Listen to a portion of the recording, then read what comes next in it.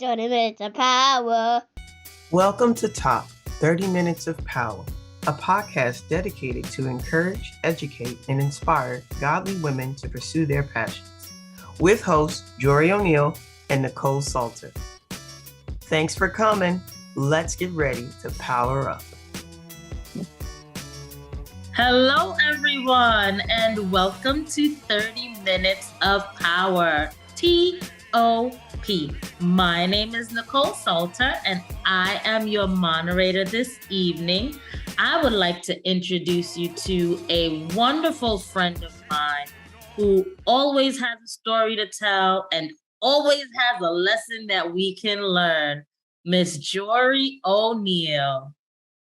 Wow, thank you so much, Nicole, for that incredible introduction.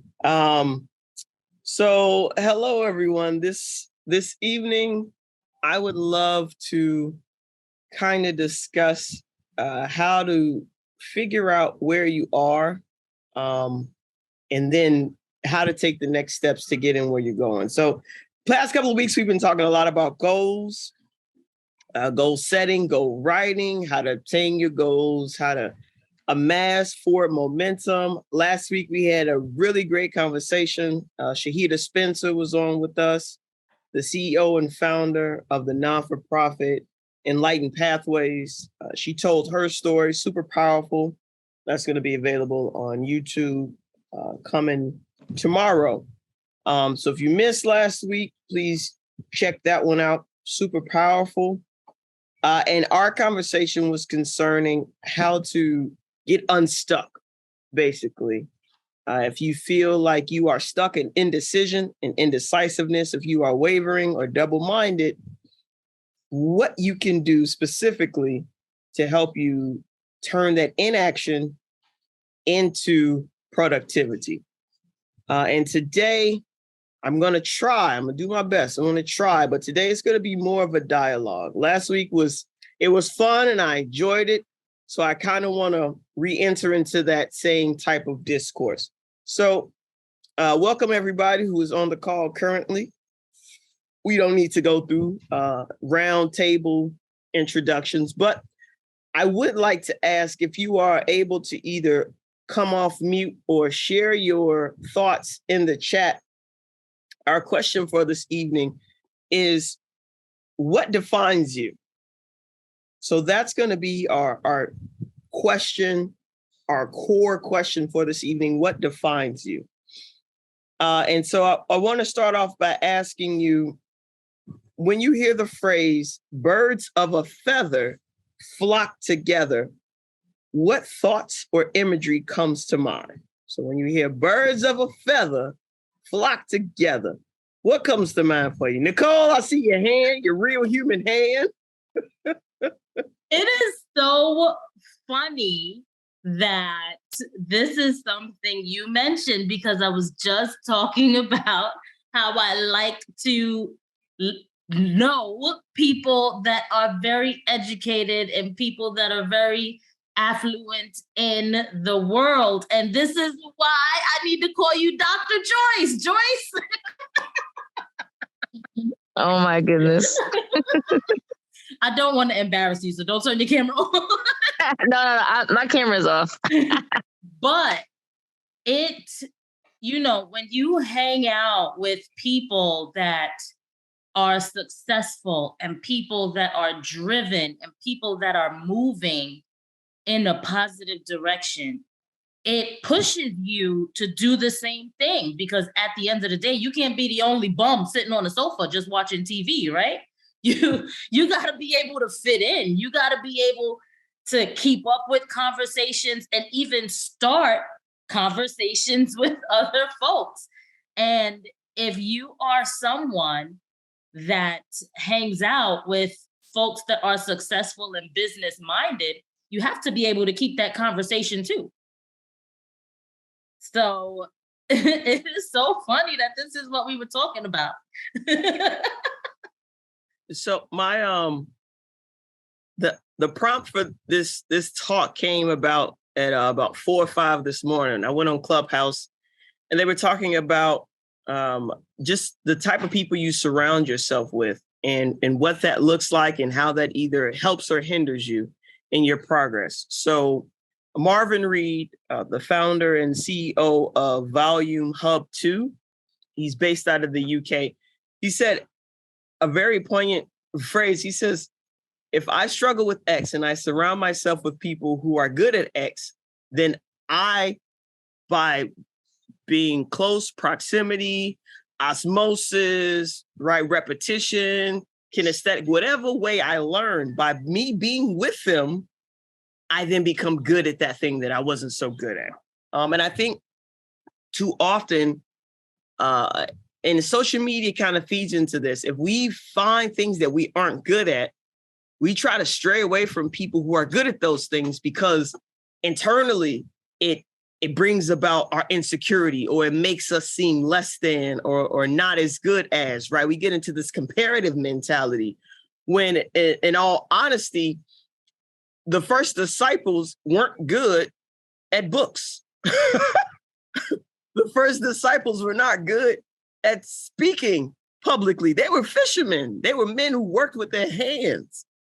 And if they had that mentality, Jesus wouldn't have had a discipleship. He wouldn't have had a following. He wouldn't have been able to call those dudes to do what they did, because their mentalities would have been so stuck in, oh, he's a rabbi, he's a teacher, I can't hang with him, I can't follow him, I can't do what he does, right? And I think Jesus was the best example of that. Any other humans, when you hear the phrase birds of a feather flock together, what comes to mind for you? So thank you so much for sharing that, Nicole. Nothing. All right, we good. No worries. No worries. So I like researching.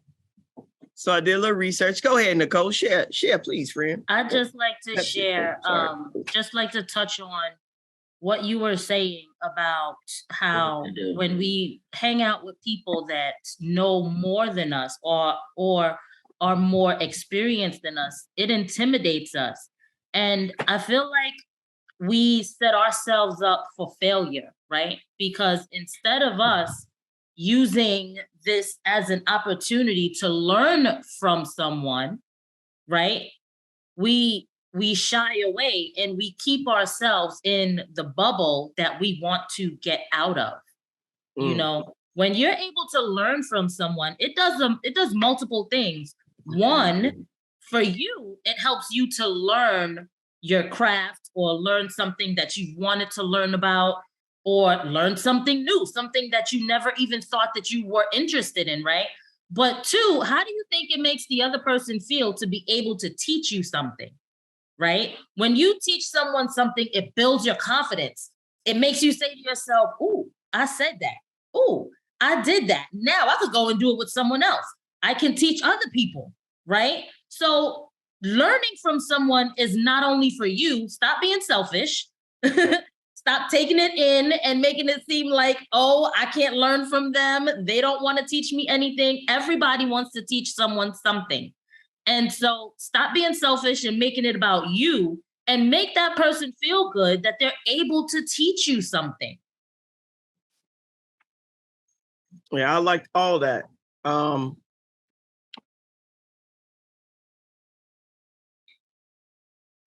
what the heck did I do? You on mute, honey. Yeah, I had to tell my kid to close the door. She was letting mosquitoes inside. You good.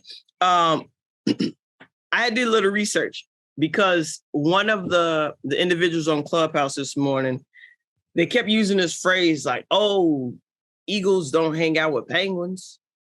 They don't hang out with chickens, even though flamingos and pelicans and peacocks, they pretty.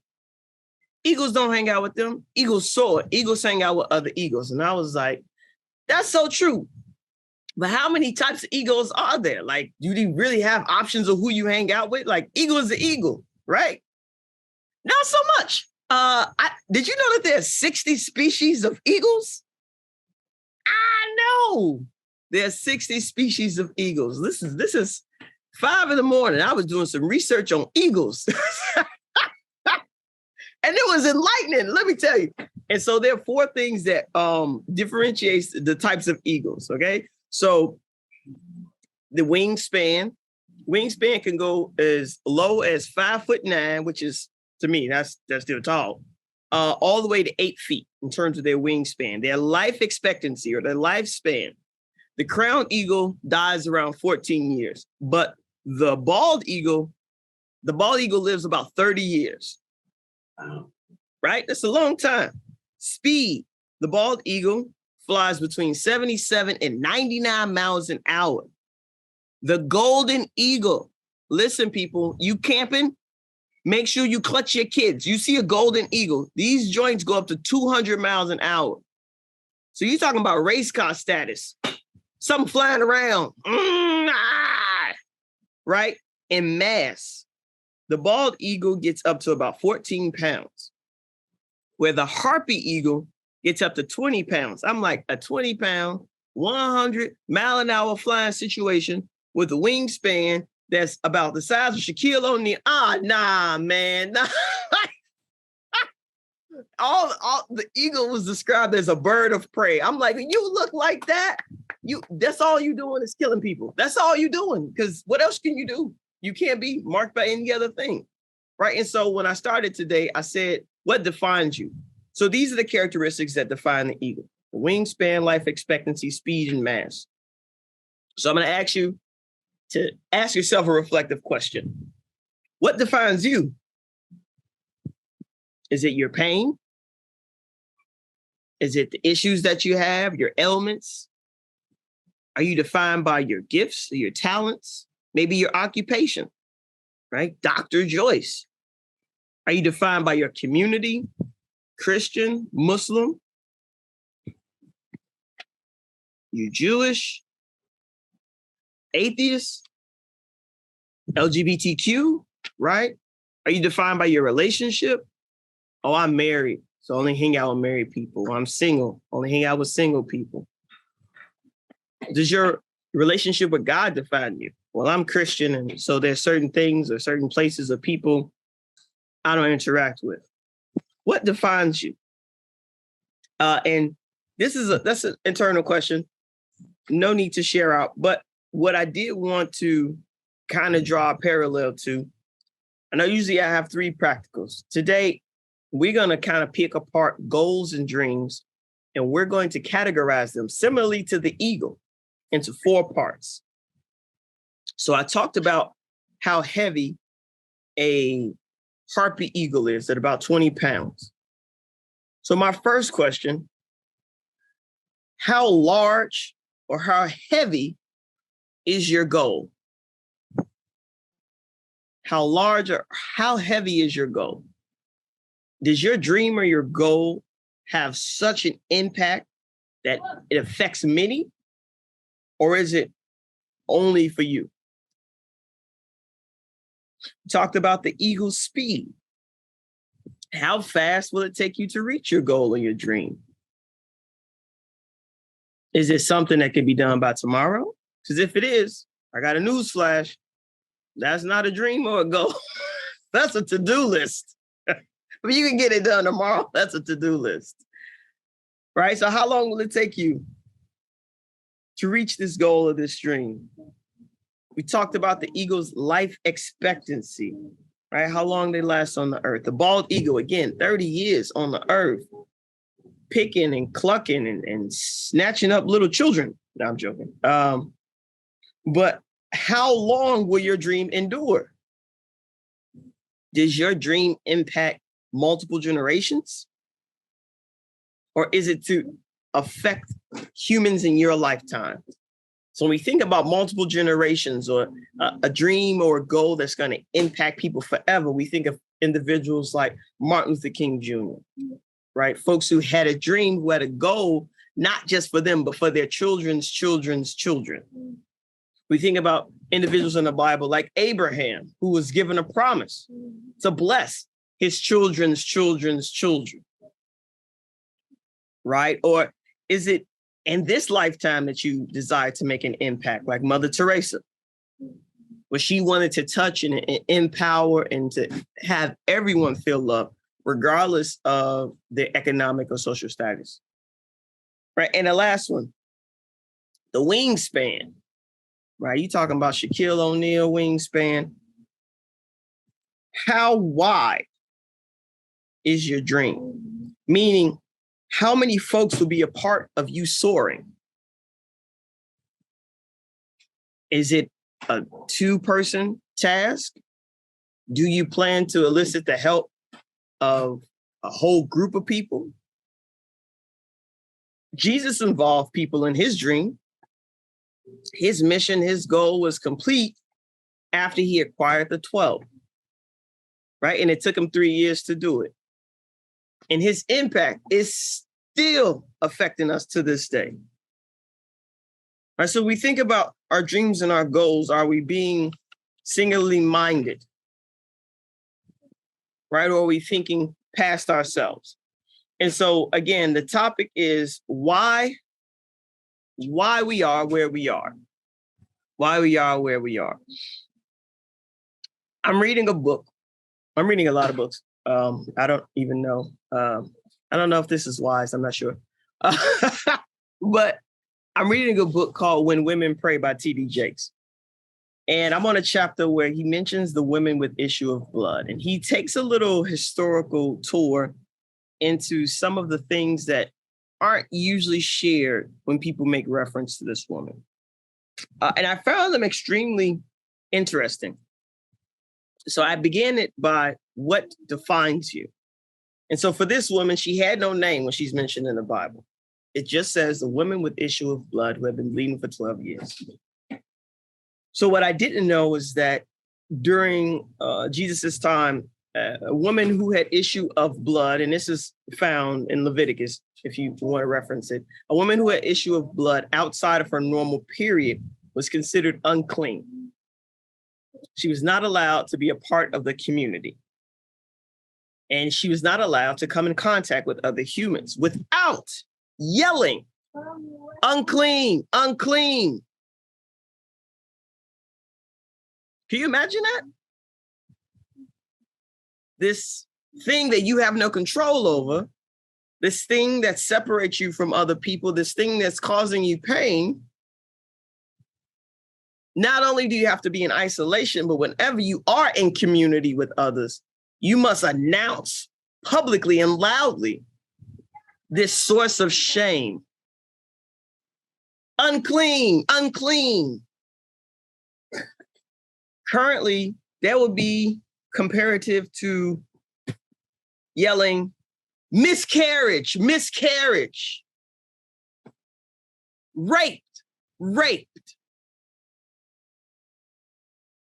Mother of dead child, mother of dead child. Abused, abused. Abandoned, widowed, divorced, cheated on. And the list can keep going on and on because these are things that we have no control over. Just as she had no control over her issue of blood.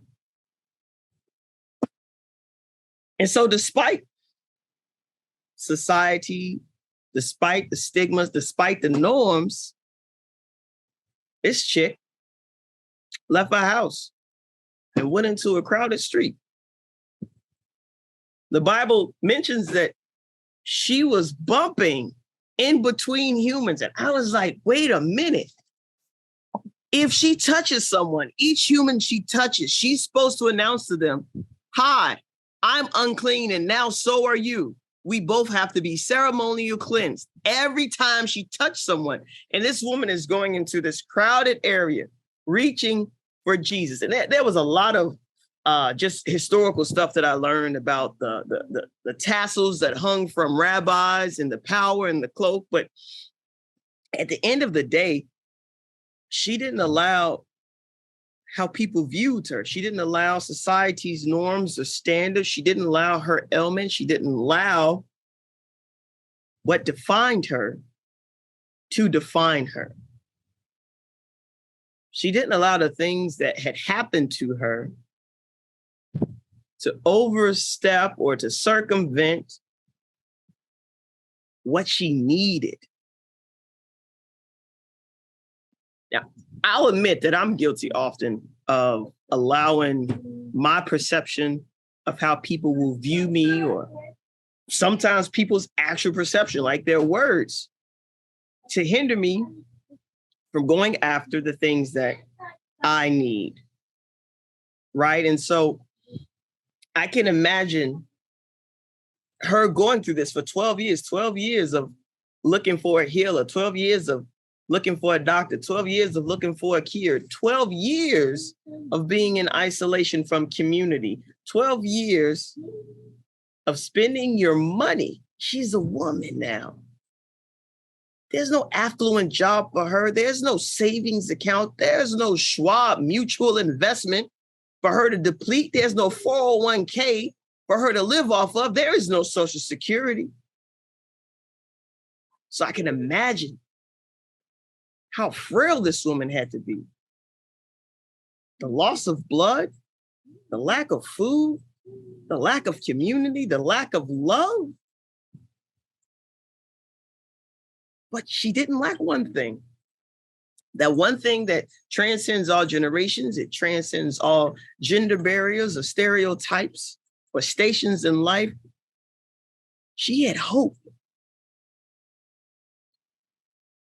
Because against all odds, she went out into that crowd knowing she could be stoned, murdered, or stigmatized. But her hope and the possibility, that's what gets me. The hope of the possibility of being made whole. There was no guarantee that once she touched Jesus's cloak, ta-da, she'd be healed. But she trusted that there was power, even in the clothes of Jesus. Now, I believe that we've all been subject at one time or another to not feeling like we were enough, not whole enough, not clean enough, not brave enough, not smart enough, pretty, knowledgeable, old enough, young enough. Look, you fill in the blank. But just as this woman with the issue of blood, we have to hold on to Jesus. Jesus is what makes us enough. So again, why we are where we are.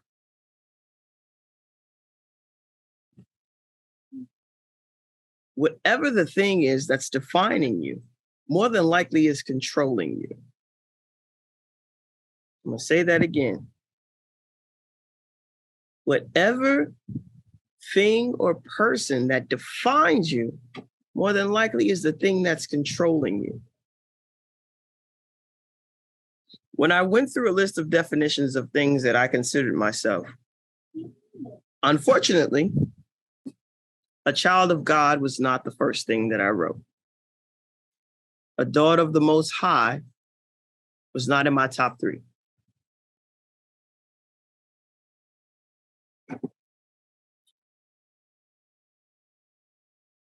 Whatever you've found that holds you back or hinders you from, again, having a goal or a dream that expands you, having a goal or a dream that is so big that it can't contain itself in you alone. You have to share it. You have to get other people involved because that's a God-sized dream. The woman with the issue of blood, although she was alone, she couldn't have done what she did without the help of others, even if they unknowingly helped her. There was a certain man of noble status named Jairus, whose daughter had fallen dead, who also was 12 years old. And it was because of his status, his request of Jesus to come to his house and see about his kid, that Jesus was even in the town, that she even had an opportunity to be in the crowd. So even though her and Jarius didn't conspire for this to happen, but she saw an opportunity. She saw the possibility. She had the hope and she saw the opportunity and she said, I'm taking my shot. I'm taking my shot. If somebody comes to me and they say, oh, you bumped into me, I'm not saying unclean, and start a ruckus. I'm just going to ask for forgiveness in my heart. God, you know, Lord, you know. But I'm going to take my shot. He's right there. I might not ever get this opportunity again. She risked being recognized. She risked falling faint. I mean, I don't know how far her house was specifically from where Jesus was congregating when he walked through the town, but man, the bravery of her, the boldness. So maybe you too experience some sort of issue like this woman that you can't find a resolve to. Maybe you are suffering from something emotional, from your past, from your current situation. I don't know what it is. Maybe your parents were quick to point out your shortcomings when you were young, but they were slow to build up your confidence. Maybe your coworkers, in order to increase their job security, they boost your insecurity by throwing you under the bus. I don't know what issues you're facing. Only God knows. But I know, just like this woman, there is hope. And there is a reason for why you are where you are. And I think if we can tap into that reason, we can turn that thing that we feel defines us and maybe is holding us back to the thing that helps connect us to others who might also be defined by the same things. Hopefully this resonates with you.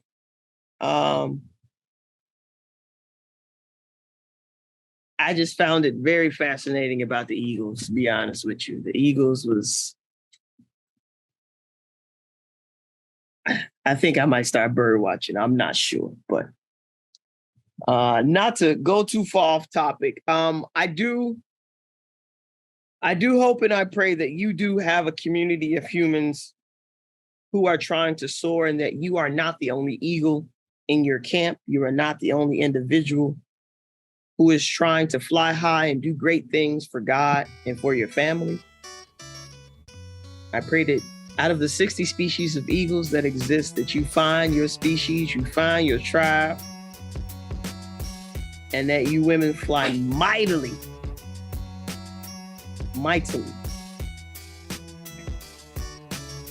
I thank you for your time. This is Jory O'Neill, 30 minutes of power.